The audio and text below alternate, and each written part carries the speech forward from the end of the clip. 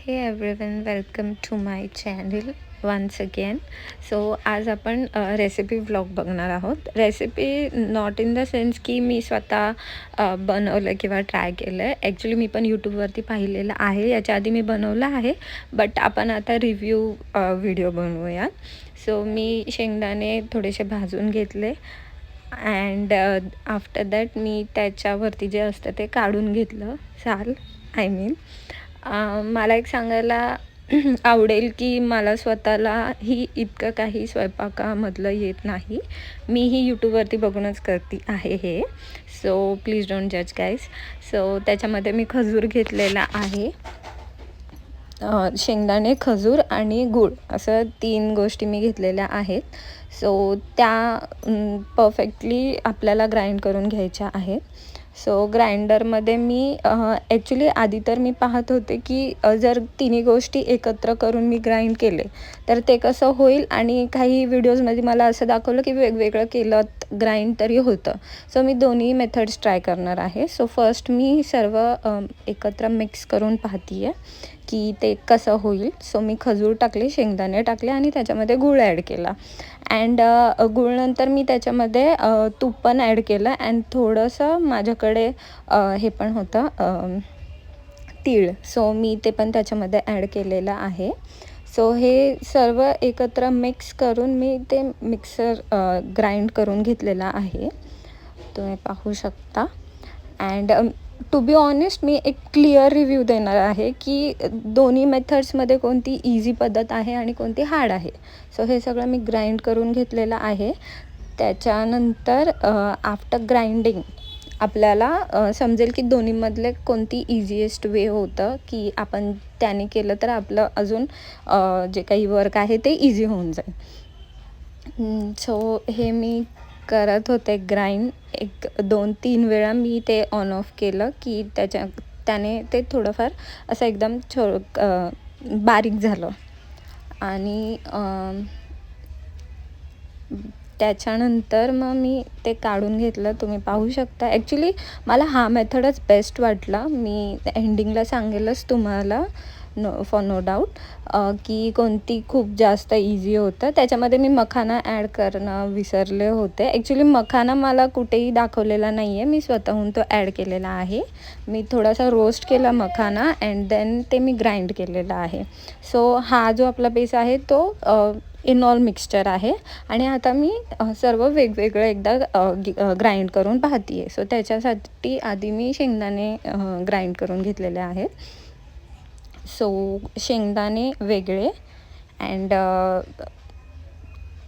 After शेंगदाणे मी त्याच्यामध्ये add केलेला आहे जॅगरी, गूळ पण मी ॲक्च्युली गूळ खरं तर मी ऑलरेडी खिसलेला होता, तो मी बारीक नसता केला तरी चालला असता, पण तरी मी म्हटलं पाहूयात. ॲक्च्युली तसं दाखवलेलं आहे तर आपण एकदा करून पाहूयात. सो त्याच्यामध्ये मी म्हटलं फक्त ते ऑलरेडी छोटं आहे केलेलं आहे. सो त्याच्यामध्ये मी खजूर पण ॲड केलेला आहे.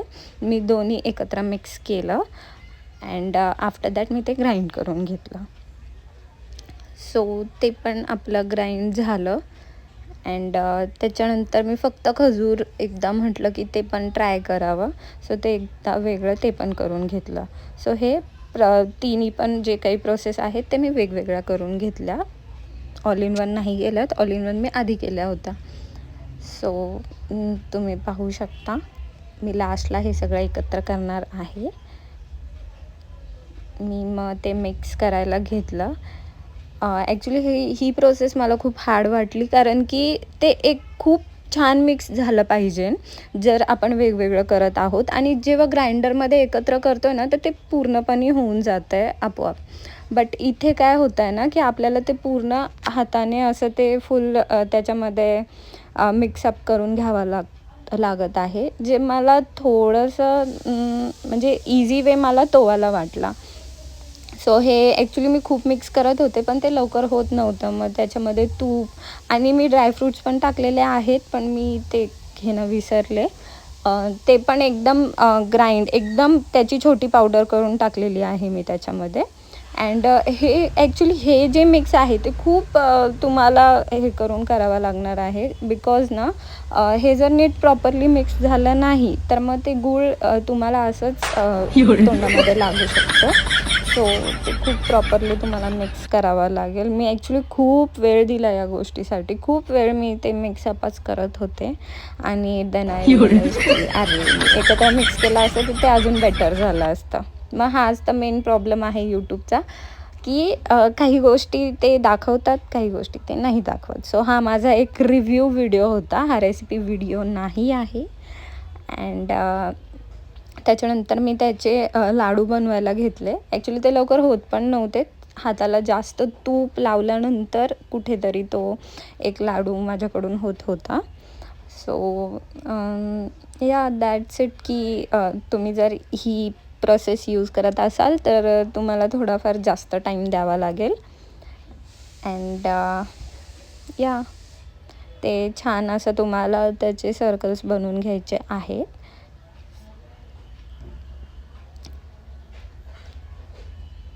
सो पाहू शकता माझा एक झालेला आहे. अँड देन मी ते मिक्सर घेतलं, की जे ऑलरेडी मी मिक्सअप एकत्र ग्राइंड केलेलं होतं, मी ते वालं घेतलं आणि हे खूप इझी गेलं मला. आणि ॲक्च्युली याचे जे काही लाडू आपले फॉर्म झालेले आहेत ना, ते टेस्टलाही खूप छान लागत होते, बिकॉज ते खूप छान ग्राइंड होऊन ते ऑलरेडी मिक्सअप झालेल्या गोष्टी होत्या त्यामध्ये. So yes, my review for all this video is that, की तुम्ही जे काही आहे ते सगळं एकत्र मिक्स करून घ्या. तुम्ही वेगवेगळं मिक्स करू नका, तुम्ही एकत्र ते ग्राइंड करा. ते खूप छान आणि प्रोसेसही खूप इझी होऊन जाईल. सो या हीच प्रोसेस, म्हणजे हाच मेथड मला खूप जास्त इझी वाटला आणि तुम्ही पण याच मेथडनी करा. या and thank you for watching. Do like, share and comment guys.